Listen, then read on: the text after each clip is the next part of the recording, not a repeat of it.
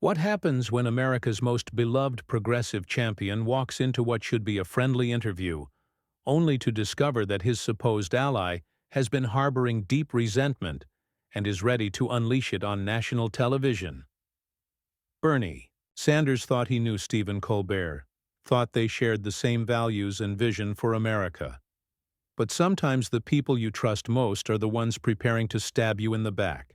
Make sure to subscribe and drop a comment below, because what you're about to witness will change how you see late-night television forever. The Late Show with Stephen Colbert had always been Bernie Sanders' safe space in the media landscape. Unlike other mainstream outlets that often dismissed or misrepresented his message, Stephen had consistently given Bernie a platform to speak directly to millions of Americans about the issues that mattered most. Their relationship went back years, built on what Bernie believed was mutual respect and shared progressive values. Tonight was supposed to be different in a good way. Bernie had just introduced groundbreaking legislation that would fundamentally reshape how America approached health care, and he was excited to discuss it with someone he considered not just a host, but an ally. The green room felt comfortable and familiar as Bernie prepared for what he assumed would be another opportunity to educate the American people about the realities of their broken system. The production team seemed friendly enough, going through the usual pre-interview routine. Bernie reviewed his talking points about the new legislation, thinking about how to explain complex policy in terms that everyday Americans could understand and connect with. He was passionate about this bill, had spent months crafting it with input from healthcare workers, patients, and policy experts across the country. As Bernie walked onto the stage, the audience erupted in their typical enthusiastic applause. These were people who understood his message, who had supported his campaigns, who saw him as a voice for their struggles against an increasingly rigged system. He waved and smiled, feeling energized by their support as he took his seat across. From Stephen. Senator Bernie Sanders, everyone, Stephen announced, but something in his tone felt different. The usual warmth seemed forced, almost mocking. Thanks for joining us tonight, Bernie. Always a pleasure to be here, Stephen, Bernie replied with his characteristic earnestness, settling into the guest chair with the slight awkwardness of someone who had never quite gotten comfortable with the celebrity aspects of his political fame. So let's talk about your new healthcare bill, Stephen began, but his posture suggested this wasn't going to be the supportive discussion Bernie had anticipated. You're calling it revolutionary, transformative, the solution to all of America's healthcare problems. Well, I think it's a significant step toward ensuring that healthcare is treated as a human right, rather than a commodity, Bernie responded, his voice carrying the passion that had made him a political phenomenon. Stephen leaned back in his chair, a smirk playing at the corners of his mouth. A human right. That's interesting language, Bernie. Very idealistic. Very, shall we say, theoretical. Bernie felt a slight chill run down his spine. The word theoretical had been weaponized against him countless times by corporate media and establishment politicians. Hearing it from Stephen felt like a betrayal he wasn't prepared for. I don't think there's anything theoretical about people dying because they can't afford insulin, Stephen, Bernie replied, his tone sharpening slightly. I don't think there's anything theoretical about families going bankrupt because someone got cancer. Of course not, Stephen said, his voice dripping with what was starting to sound like condescension. But there's also nothing theoretical about the fact that you've been promising revolutionary change for decades, and yet here we are, still having the same conversations. The audience shifted uncomfortably. This wasn't the supportive dynamic they were used to seeing between these two men. Bernie felt blindsided, unsure how to respond to what felt like a personal attack disguised as political commentary. Stephen, I'm not sure what you're getting at here, Bernie said, his voice carrying a note of confusion and growing concern. What I'm getting at, Bernie, is that you've built an entire political career on being the outsider, the revolutionary, the guy who's going to take on the establishment. But after all these years, what has actually changed? Bernie's jaw tightened. This was the kind of attack he expected from Republican opponents or corporate Democrats, not from someone he had considered an ally. Well, Stephen, if you look at the political conversation in this country, if you look at how issues like Medicare for all and the minimum wage have moved from the fringe to the mainstream. The conversation, Stephen interrupted mockingly. Always. The conversation with you, isn't it, Bernie? You've moved the conversation. You've shifted the debate. But when it comes to actual tangible results, when it comes to the lives of real people being materially improved, where exactly are we? The studio fell silent except for Bernie's heavy breathing. He could feel his famous temper starting to rise. The same anger that had fueled his decades of fighting against injustice. But now it was being directed at someone he had trusted. Stephen, I think you're being incredibly unfair right now, Bernie said, his voice rising slightly. You're ignoring the real obstacles we face, the corporate interests that fight against every progressive change. Obstacles, Stephen repeated, with obvious disdain. There's always an obstacle, isn't there, Bernie? There's always someone else to blame when your grand promises don't materialize. Bernie stood up abruptly, his chair scraping against the floor. The audience gasped, sensing that something had gone terribly wrong. This wasn't the Bernie Sanders they knew, the calm educator who patiently explained complex issues. This was a man who felt cornered and betrayed. You know what, Stephen? I didn't come here to be attacked by someone I thought was on the same side, Bernie said, his voice now carrying real anger. Stephen also stood, moving around his desk with predatory confidence. The same side. What side is that, Bernie? The side of endless promises. The side of revolutionary rhetoric with reformist results. The confrontation escalated as Stephen circled around his desk, no longer the friendly host Bernie had known for years. There was something almost predatory in his movement, like a hunter who had finally cornered his prey after a long chase. You want to talk about sides, Stephen? Bernie's voice was rising, his famous Brooklyn accent becoming more pronounced as his anger grew. Let's talk about your side. Let's talk about how you sit here every night making jokes while people are dying from lack of health care. Making jokes? Stephen's laugh was bitter and cold. I'm not the one who's turned politics into performance art, Bernie. I'm not the one who spent 40 years giving the same speech about billionaires while never actually defeating a single one of them. The audience was completely silent now, riveted by the spectacle but clearly uncomfortable with the personal nature of the attacks. This had moved far beyond political disagreement into something much more vicious and personal. Performance art? Bernie was incredulous, his hands gesturing wildly as they always did when he was passionate. But now the passion was pure anger. Fighting for working families is performance art? Standing up to Wall Street is performance art? When it doesn't actually accomplish anything? Yes, Stephen shot back, his voice dripping with contempt. When it's the same speech, the same promises, the same outrage year after year, decade after decade, with nothing to show for it except your own political survival. Bernie felt like he'd been slapped. The accusation of political survival cut deep because it struck at the heart of everything he believed about himself and his mission. Political survival? Stephen, I've spent my entire career taking positions that hurt me politically. I've fought battles I knew I couldn't win because they were the right thing to do. The right thing to do, Stephen mocked. How noble, how pure. St. Bernie fighting the good fight, losing with dignity while real people suffer from real problems that require real solutions, not revolutionary fantasies. Revolutionary fantasies? Bernie's voice cracked with emotion. Medicare for all works in every other developed country on Earth. A living wage isn't a fantasy. It's basic human decency. These aren't fantasies, Stephen. They're solutions that corporate interests like your network's owners don't want implemented. That hit home. Stephen's face darkened as Bernie brought up the corporate ownership of his network, the very power structures that ultimately controlled his platform and, by extension, his career. Don't you dare, Stephen said, his voice low and menacing. "Don't you dare question my integrity or my independence. I've built this show on speaking truth to power." "Whose truth, Stephen?" Bernie demanded.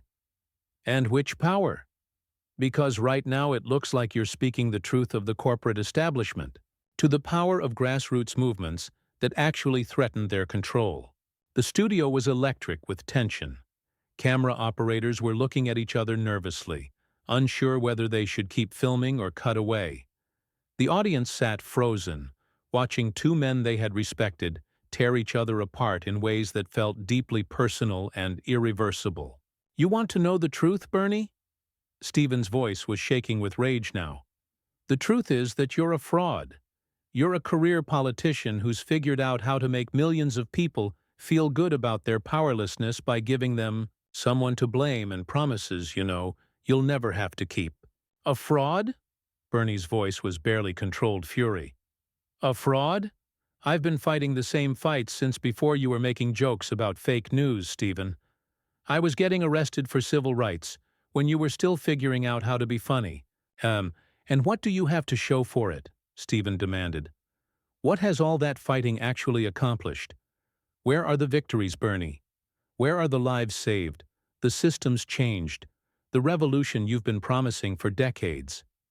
Bernie felt something break inside him. This wasn't just political criticism. This was a systematic destruction of everything he had worked for, everything he believed in, coming from someone he had trusted. The betrayal was complete and devastating. "You know what, Stephen? You want to know what I have to show for it? I have millions of Americans who understand that the system is rigged against them. I have young people who believe they can change the world. I have a movement that scares the hell out of the billionaire class."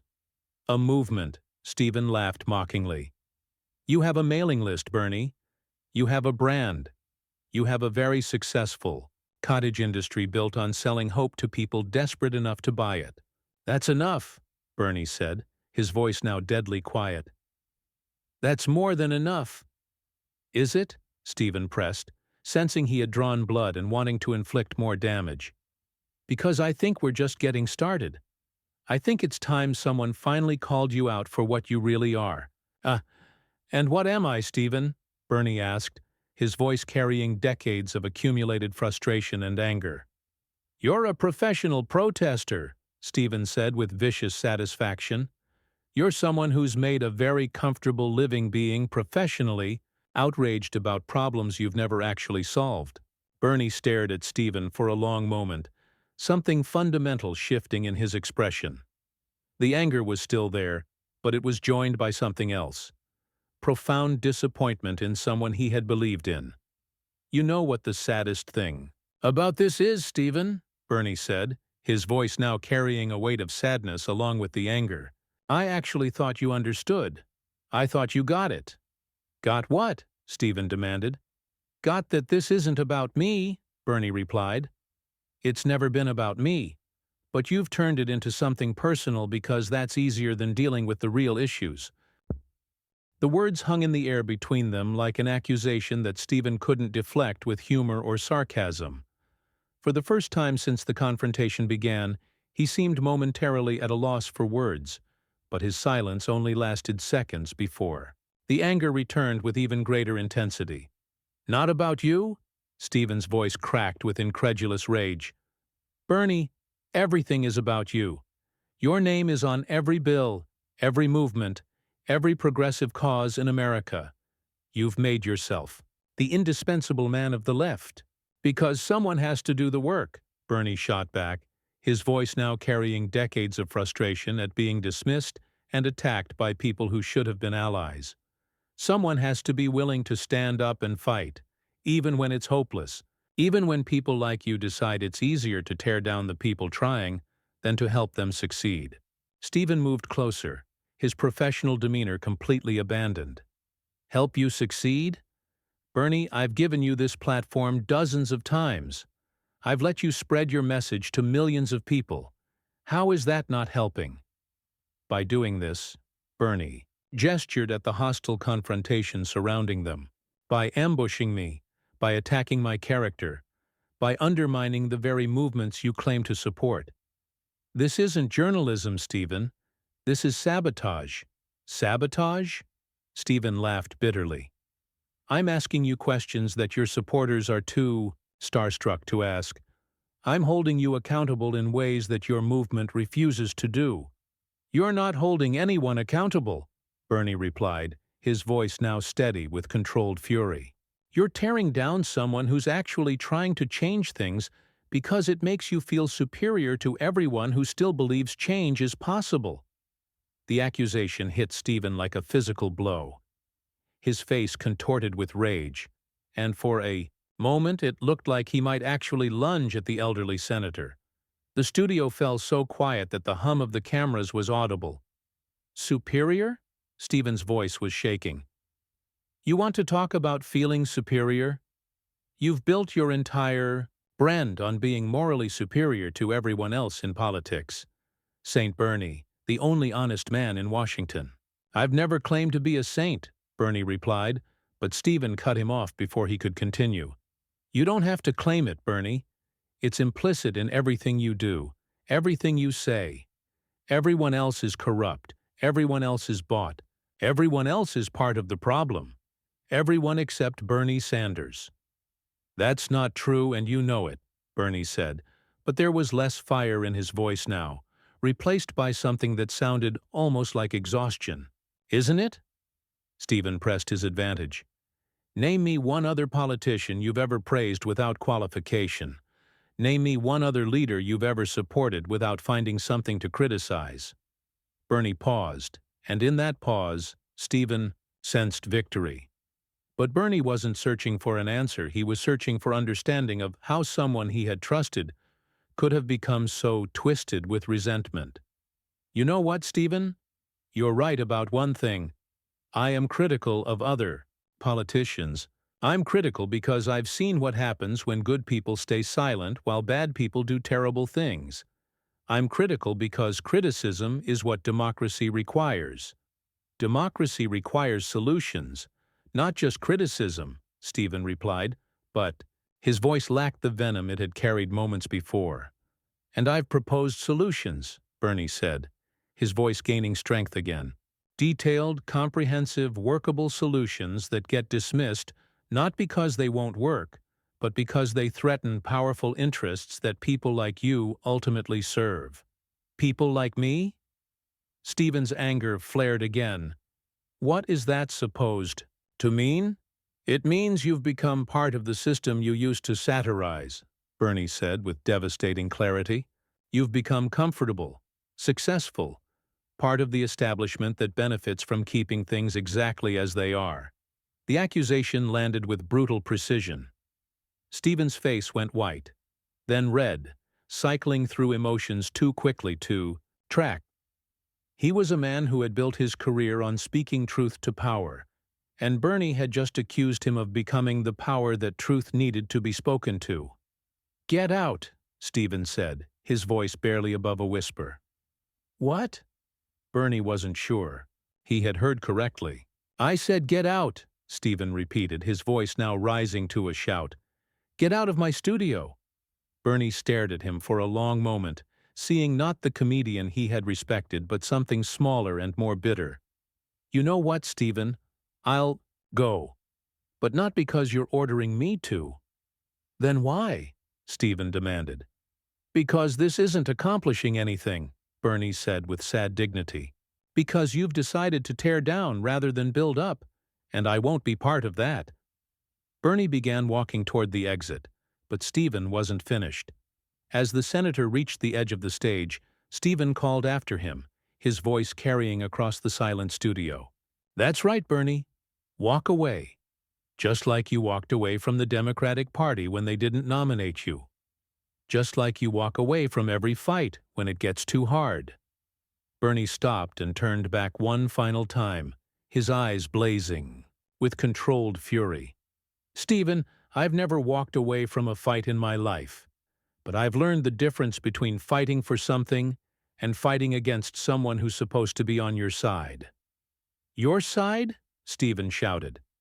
There are no sides, Bernie. There's just reality. and your inability to accept it. "The reality is that you've become everything you used to mock," Bernie replied with devastating calm. "And the saddest part is, you don't even see it." With that, Bernie Sanders walked off the Late Show stage, leaving behind a studio full of shocked audience members, bewildered crew, and a host whose reputation would never recover from what everyone had just witnessed. The cameras kept rolling as Stephen stood alone behind his desk, looking like a man who had won a battle, but destroyed everything he had claimed to be fighting for. The silence stretched on until Stephen finally looked directly into the camera, his usual composure nowhere to be found. "We'll be right back," he managed to say, but everyone knew that nothing would ever really be the same. So what do you think really happened in that studio? Was Stephen Colbert right to confront Bernie Sanders so aggressively, or did he cross a line that revealed something ugly about the nature of political discourse in America? Subscribe to the channel, and let me know in the comments what you think drives this kind of betrayal between supposed allies.